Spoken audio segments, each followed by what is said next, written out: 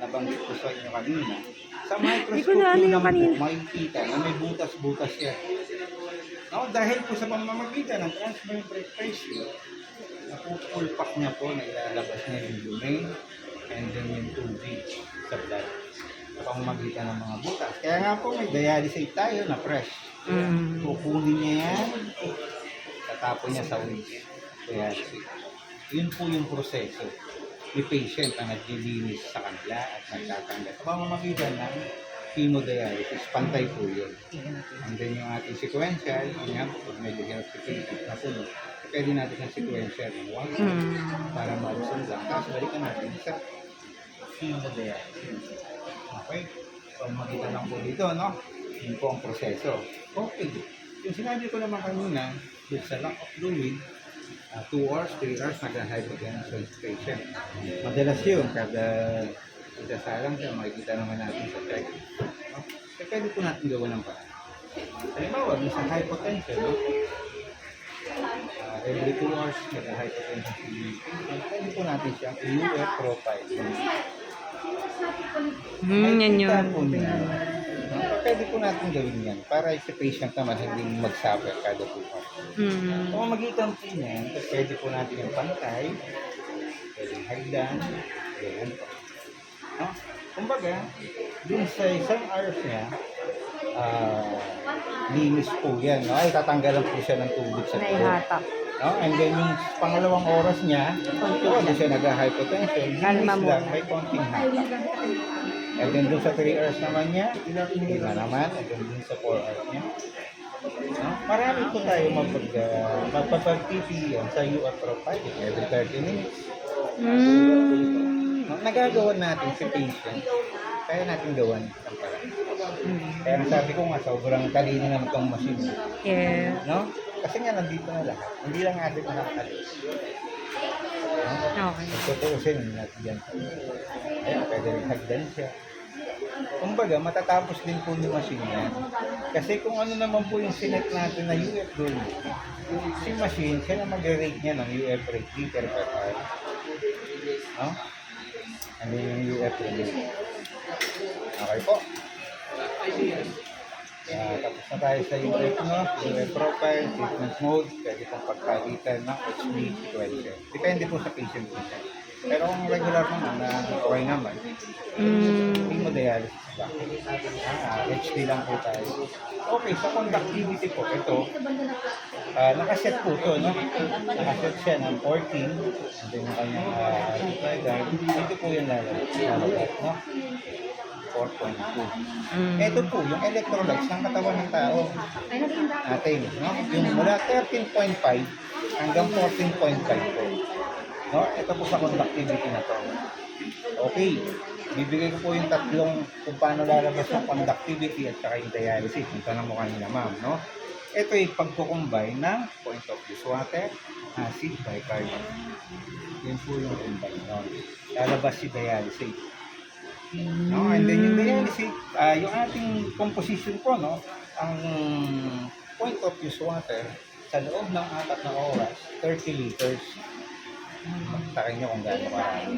Samantalang ang acid bicarb natin, 4 liters lang po ang nagagamit.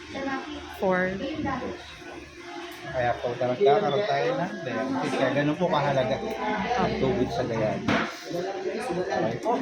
And then yung temperature po, parehas po po yan ang katawan ng tao. Para tumakbo po lahat yung proseso. Hindi mag-flat yung blood. Okay. 36.5 hanggang 37.5. 7.5. Yun po yung normal ng katawan ng tao. Ang sinusin, parang katawan din. Aba. Para gumana yung kanyang artificial kidney. Kasama po yung proseso. No? And then TMP, nasabi ko na kanina, composition ng conductivity, yung dialysis, tatlong klase po, no? Point of use water, point use of water, acid, bicarbonate. Acid and bicarbonate. Okay. Sir, yung sa TMP po, Yes, ma'am. when's the time po na nag-a-alarm siya? Ano pong problem? Dalawang klase po ang alarm nun. Isang low at saka isang high. Apo. No? Depende po yun. Doon po sa low, yung pagpasok po ng blood. Okay, low. So, kasi madidetect ng machine yung sa kanyang transmembrane pressure, mabagal na. Mm. Tapos naka 250 ka, lalabas po rito, no? Sa blood ng venous, pabalik yung pinsel, yung may problema. Sabihin yung dialyzer po. Okay. Ganon din naman po pag high. No? Medyo may clotting na rin siya. Sa Okay. arterial, pwede sa low naman sa venous. Ano po nangyayari yun? High. Okay. Dito naman, Thank you, sir. sa monitor natin, makikita natin yung arterial pressure at saka yung venous pressure. Okay. Yung isang pangkaraniwan, madalas na natin nakikita ang bukod sa dialyzer, no? TMP high, TMP low. Increased venous pressure. Oo, English. No? Low and high venous Oo, arterial yan. pressure. Sa amin, venous Dito po pressure kasi yung... Sa bawat machine, meron po tayong transducer. No? Ito po yun. Ito yung nag-detect kung gaano kaganda yung pressure ng blood sa arterial at venous. Okay. Kaya po meron siyang ganyan. Ngayon, meron po siyang gauge, no? Kung tumaas siya, mag-aalay siya. Kung bumaba siya, mag-aalay siya. Ganon din po sa arterial. Kahit anong new preset natin, no? New preset, ganun pa rin eh. Okay. No? Kahit tanggalin pa natin ulit para magkaroon ng pressure, pag binalik natin, ganun pa rin. Okay. Diba? Ang magiging troubleshooting natin, check po natin Baka may na-erase yung arterial o kung ano man po yung lumabas na alarm. Tanggalin muna natin siya. Kuha tayo ng heparin, 10cc na saline. Oo. Saline. I-aspirate po natin para malaman natin kung meron siyang patency o baka mamaya nag-wall lang. Saan po i-aspirate, sir? Dito Yung mama. mismo. Yung mismong access. Check mo yung Check yun. access kung maganda ba. Minsan kasi, madalas akong nakakakita. Kaya minsan nagkakaroon ng clear. Kasi yung walling eh. Okay. Ikot mo lang siya. Oo. Just mo nyo lang lang yung po. tusok mo mo. lang. Pero mabibase po nyo yun kung bakit. Para pa isang tanong kanina ni Ma'am, no? Tanong mo dito sa pillow. Yeah, yung nagsasak, hindi siya nagsasak. Nagsasak po siya. Pero mali. Totally siya. Opo, Parang flat. Yung ganito po, maganda ang kanyang Patbot pressure. siya. So yun ang dahilan. Titignan nyo agad. Bukod din sa alarm. Ay, nagsasak. Kaya nag-a-alarm. Ito po yun. Isa naman po sa IG. Sa No, kasi IJ. yung IG po, isang tahilan. Isa natanggal na nga. Apo. Ngayon, pag niran natin yung arterial ni patient sa IG niya, sumasama yung air. Here. Ako, nagkakaroon din siya. Pero sabi ko nga, kung machine na to, sobrang higpit nito. Opo. No, hindi Hindi talaga hahayaan yung makakapasok kay patient kasi meron air. siyang blood detector at saka air detector. Air detector. No, siya yung pipigil. Okay. Kahit ang reset natin, ganun pa rin po. Gagawin natin, yun po yung troubleshoot. Tignan po natin yun. Minsan naman, lalo na pag yung mga bagong access, no? Yung tutusukan pa lang first time, di ba? Ang baba lang ang ating ano mo. Kasi kailangan ganun lang po talaga. Air ang pump. normal. Huwag natin bigyan. Arterial. Okay? Ulit tayo, no? Sa heparin naman po, may ito, fully automatic dito to. Kaya lang, kasi 10cc. masyado pong mahal. Ito po kasi pinagkasya namin 20 yung kasi. Oo. Eh kung 5cc lang po ang ano, Oo. pwede na rin. 10 lang sa amin. Sa amin 10. Kaya Pag lang, regular mas dose. Okay na rin na sama na lang pag round. Yun. And then, yung ating acid vital profiling. No? Ito po yung sinaset namin, halimbawa sa laboratory na check na POD, no? Mataas ang sodium, mataas ang potassium, nasabihan kami. Sir, i-adjust natin ang pamamagitan po ng conductivity profiling. Kaya pwede namin ibaba pa, no? Yung tinta ng acid o kaya naman yung vital. Dalawa po yan. Dalawa po yan. And then, sabi ko nga, ang ating electrolytes, nakaset lang po sa conductivity. Pag medyo binabaan natin yung vital, at hindi na siya tumugma, dun sa 14.5, tumaba siya o tumaas. 14.5. I-adjust ulit natin para, kasi nakakalibration po ito eh. No, nandito po yan sa technician mo.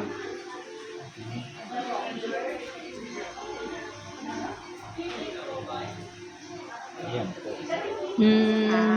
set talaga Technician po siya. yun. No? Kayo na po magsiset. Ako po kami magkakalibrate. Okay. Ayan po. Sir, dyan din po ba yung may magic? Di ba, mami, sabi ko? Magic na... Yung kapag may nag-hype po, parang inaanuhan yung sodium. Eh po, yung Yan ba yun? hindi naman po rito. Ito kasi yung calibration niya ng buong Opo. compatibility. Doon po Yung tayo. kanina. Doon po tayo sa...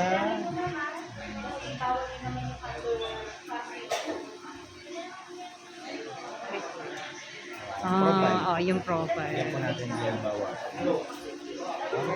Meron din po yan. Ina-adjust po yan. Paano po siya ina-adjust, sir? Depende po kay PO. Ah, okay. Kung alin yung Kay doc. ipapabawal. No, kung ano po yung mataas din sa kanyang laboratory. Mm. Kailangan may doctor's order ka Opo, daw. no? Kaya pinagbabawal na technique talaga yan. Kapag there's naman ito po yung mag-test. sinasabi ko sa Huwag natin inyo. Ito po yung KT over. Mm. Dito po malalaman natin kung gaano natin nalinisan si patient ng 4 na oras. Okay Ano po. ang passing grade ng KT over D? 1.2. 1.2. 1.2. Siya naka-set ng 1.0. Pero lang din po yun. Check nyo lang yung pinin, yung edad, yung height, weight. Mm.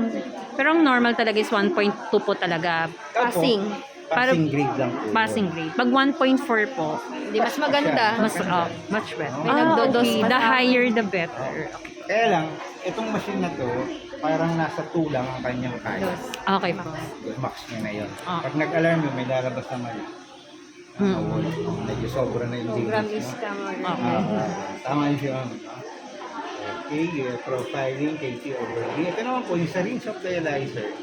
Kasi ang pinaprime lang po natin, yung blood compartment. Ah. Yung dialysis po, hindi naman natin napaprime. Opo. Pag-test na ng machine. Yes. Kaya pag-test ng machine, sasabihin niya, connect blue coupler, connect red coupler. And then sasabihin dito, rinse of dialyzer. Si machine naman po ang magpa-priming ng iba pang ulit sa dialysis. Kaya makikita nyo, lumalabas dito yung iba pang bubble. Ayun, ilot. Apo, yung may bubble. Diba? Napapansin nyo. Yan. Yun po yung trabaho. Yung sabi ko nga, si machine sobrang talino na ito naman. No? At kami naman, technician, kami lang, bukod sa amin po namin yun. Kung ano man yung nagawa ninyo, nasa message history po yan. Alarm, nandiyan po. No? Alam mo po, parang mga 4 days o 5 days. Ah, nade-detect. No? Sa lahat po ba ng machine, sir, ganyan? Or Meron ma'am, kaya lang hindi lahat? Sa libro, kasi Ay, ewan ko. Kasi if may investigation po, di ba, parang dyan po tinitingnan. History. And then, yung aming tinitingnan pang isa, no? Kung gaano kaganda yung flow ng system. Ay, galing. Ano po No, yan? ito po yung Yung drawing nung ano. Yan dito po nakikita natin. Yung access. Parang yan yung nasa libro. Nasa pagbalik. Taray. And then, yung aming isa pang tutulong yung sa machine. No? Yan daw yung exam. Yan. Ayun yung exam. Hindi po, meron. Fill in the Nandyan blank. po lahat yung flow, yung mga valve. Technician po ang gumagawa. Kasi dito namin nalalaman kung magpapas po ba. Dalawa lang tinitignan namin dito. So, dapat 14. Yes, Ito, ma'am. 3. Yan, magpapas yan. Pero pag yan, sumobra sa 4, hindi na po magpapas yung machine. Kailangan hanggang 3, kaya ka na. Diyan po yung tinitignan. Temperature naman yung T1, Opo. T2, 3, T4. Patay siya. Kaya maganda. Ang ating machine. Okay, ano pa ba? Yung pressure alarm po yun, no? Okay. Tatakbo na tayo. Nakaisa na tayong ano eh, no? At troubleshooting. Sa arterial, no? Saka venous, pati yung PNP. Sir, ano ba yung lower vent alarm? Yes, ma'am? Lower vent alarm. Yung nakikita ko lang na ano, sa Venus. Lower vent, venous, no? Okay, isa pang troubleshoot natin. Yung sa air bubbles naman, ganun din kanina. No, yung troubleshooting. Paliwanag na, napaliwanag ko lang baka sa access. Apo.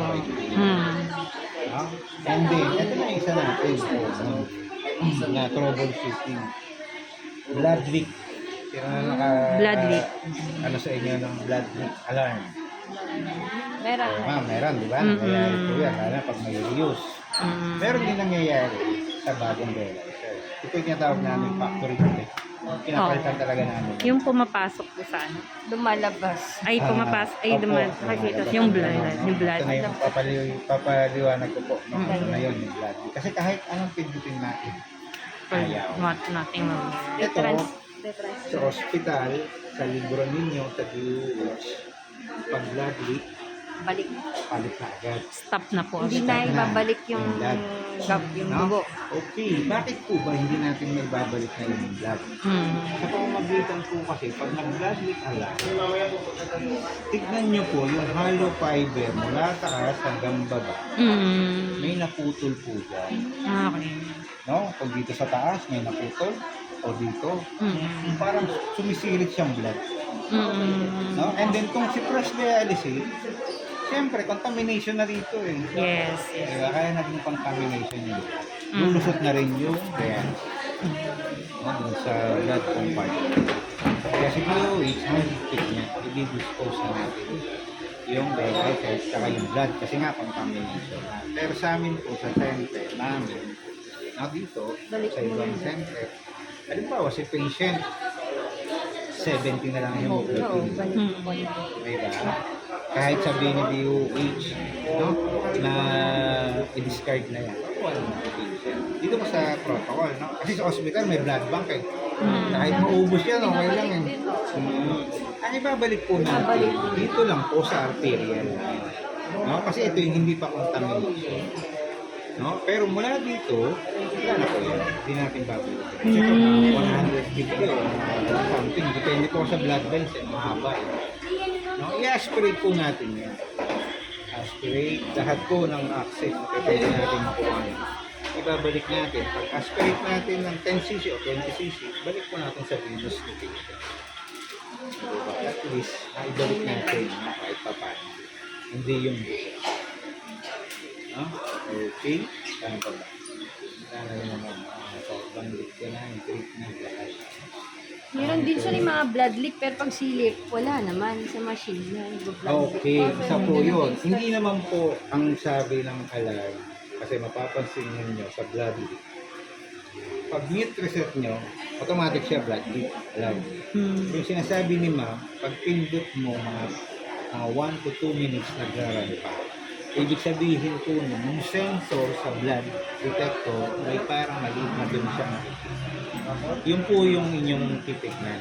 Pag pindot nyo ng mute reset, blood leak alarm, mute reset, blood leak alarm, yung isang sinasabi ni mga blood leak, pag mute reset mo, tatakbo siya mga 2 to 3 minutes.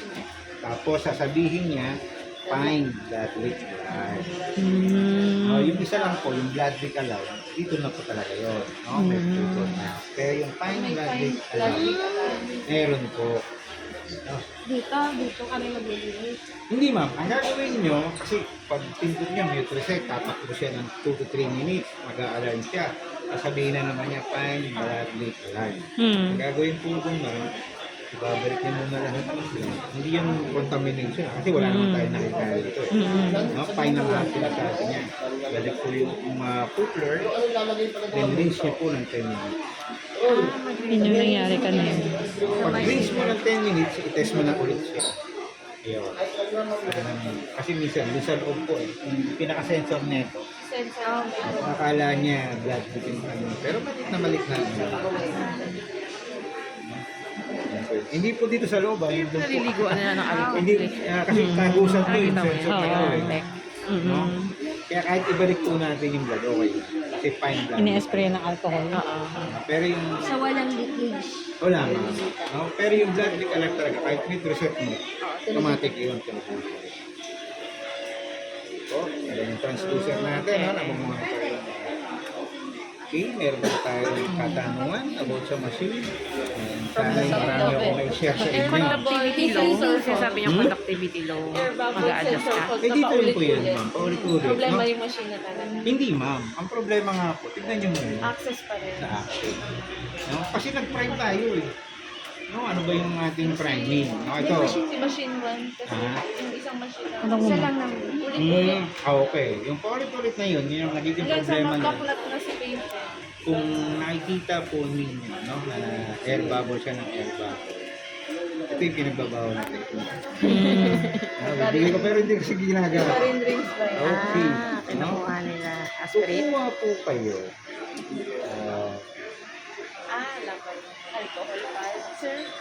Hindi, alcohol patch, pwede rin po na nalinisin. Pero kung ganun pa rin, kuha po kayo ng gasa yung manipis. Ganun mo siya. Ayun, Ano sa yun? pinaka-sensor. Linisin mo yung sensor niya doon. May sensor. May ilaw dyan sa May loob. ilaw kasi. Yun ang Mamaya, pag may bakanteng machine. ganun. Ayun no, silipin mo sa 13 lang. Kahit sino isa lang din, nag-air bubble sensor. May problema na po yun. Wala kang pabili ng chika. Kaya yun. Kuha tayo sa isang machine. T3, T4.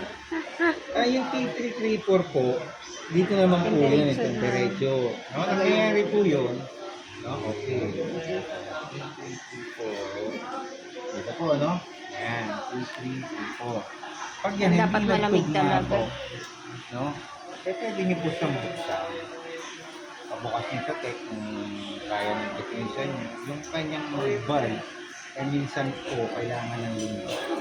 T3 dito, para medyo madumi na. Hindi na nag-reach yung Ano yung match? Alarm. sa valve po nung temperature, hanggang po yan, no? Parang alam ko CD1, CD2. Eh, dapat Meron po malamig. yun. LED. Yung temperature ng area. Ha? Wala po, wala pong ano. Walang bearing yun. Wala po. Kahit sobrang lamig namin sa Baguio, ganun ba naman po. Sobrang init. po Parang sa- North Pole kasi sa amin. Wala pong problema din. Wala Ang pong pasyente namin sa machine po, wala po sa environment. Pero minsan nagre-red na rin yung temperature. Pag gano'n. Pag nag-red po yung temperature, Sa 38 ibig sabihin, yung RO ninyo, baka masyado na Yung mainit. minsan 38.4 ang reading na. Kaya baka po yung anyong RO, yung point of use water niya, yung pure tank storage, so sobrang init. Okay, yung tubig po ang mainit.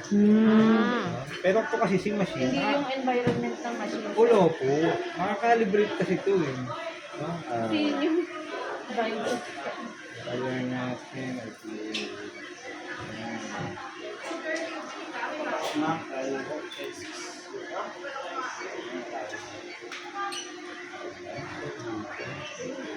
ayan po, no? Makakalibrate po kasi yun. Yun lang po yung pang normal na tao. Ayan po. US temperature. Tsaka yung bihira po talaga. No, ang isang possible doon, baka yung inyong yung pure tank storage yung masyadong mailo. Kaya pagdaloy po ng tubig. Bagay, mainit talaga doon. Yung side na yun. Kaya kailangan lagay niya ng ventilation.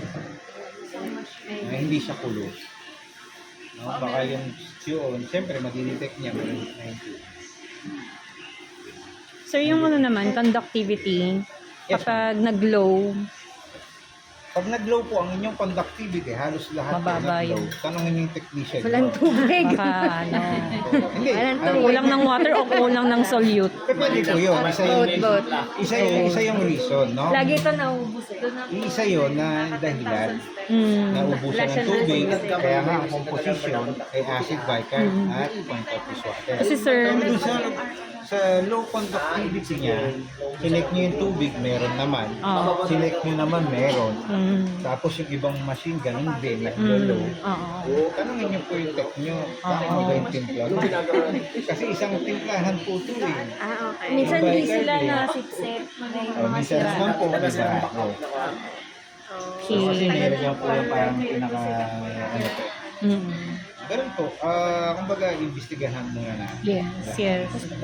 Para malaman natin yung proseso na, kaya pala nagkaroon ng problema kasi nga matabang yung timpla. Pag mataas naman po, matapang. Dun sa machine namin, sir, meron kaming ginagawa din na yung dialysate, tapos sinicenter siya. Anong ibig sabihin nun? Dialysate, tapos si-center. Yung dialysate po, dun sa Presinos, no, ginagawa rin namin. Para Opo. di lang mag-alay. Para hindi na, okay. Sa conductivity po kasi yun eh, pag nag-aalarm. Tatlo kasi yun, di ba? Oo. Conductivity, tapos yung dialysate. I-adjust mo lang. Siya, Para si-center. pumunta. Parang ganito po. I-calibrate mo lang po. Opo, I-adjust para mo. pumantay. Okay pa. Ganun po sa Presinos. Naintindihan ko na. I-set mo lang siya para hindi siya matay. Okay pa. Thank you, sir. Okay? May mga katanungan pa ba ma'am tayo about sa machine? From the top. Intindihan na lahat. From the beginning. From the beginning, from the top daw, from the top. Ito yun, ha? From the top. Activity na kami.